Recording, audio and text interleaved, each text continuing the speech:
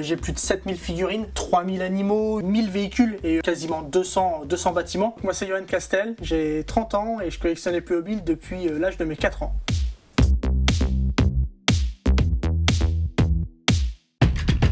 Tout a démarré avec ce camion de pompier. C'était vraiment le premier cadeau que j'ai reçu quand j'avais 4 ans. Quand on était petit, mon père avait dédié une pièce Playmobil, une de nos chambres, vraiment à un univers Playmobil. Il nous avait construit une ville au sol avec les bâtiments.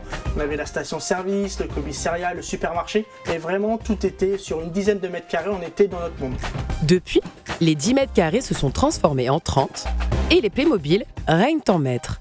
Il y a eu une accumulation au fur et à mesure qui est devenue au fil des années une réelle collection. On est passé de la simple passion du jouet à la passion de collectionner. En termes de budget à l'année, on va être sur du 5000 €. Ça peut aller très vite. On a des pièces de collection qui peuvent s'acheter en une fois 500 €. C'est évidemment une passion qui demande beaucoup de temps, du temps de rangement, du temps de recherche. La majorité des Playmobil que j'arrive à trouver, ça va être sur des sites de seconde main. Beaucoup de vide-greniers. Il faut se lever tôt, rechercher la pièce rare qui va venir agrémenter toute cette collection. Les plus rares, on va dire, ça va être ces trois personnages, le chevalier, l'indien et l'ouvrier. Donc c'est les trois premiers personnages qui datent de 1974 et qui ont été vraiment conçus avec le premier moule de la marque Playmobil. C'est reconnaissable car en dessous des Playmobil, c'est ce qu'on appelle les Playmobil au pied plat. Donc c'est pas l'année, c'est pas la marque qui est indiquée, mais c'est plus un espèce de poinçon.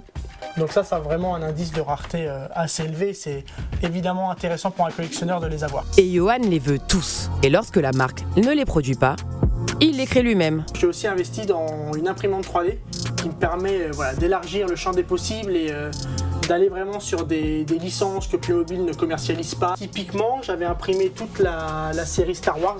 Une fois qu'ils sont imprimés, donc c'est moi qui les peins, qui les assemble.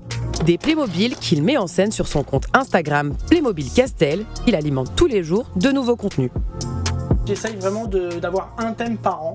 Là, ces derniers temps, je suis pas mal axé sur tout ce qui va être intelligence artificielle. J'ai fait toutes les journées internationales, journée du droit des femmes.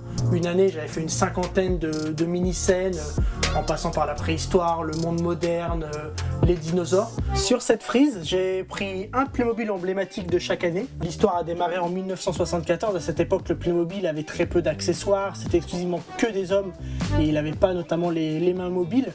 Tout a évolué. 2 ans plus tard, typiquement, il y a eu la première femme.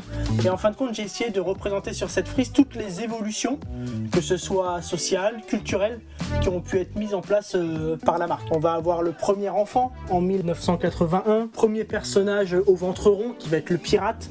Ensuite, le premier personnage a une peau de couleur. Donc, c'est vraiment toutes ces évolutions culturelles qui sont des marqueurs de la société. En 2023, Playmobil a sorti un Playmobil en situation de handicap. Voilà, c'est vraiment cette histoire-là que j'essaye de raconter sur cette frise. Et c'est pas prêt de s'arrêter. Playmobil en avant dans l'histoire.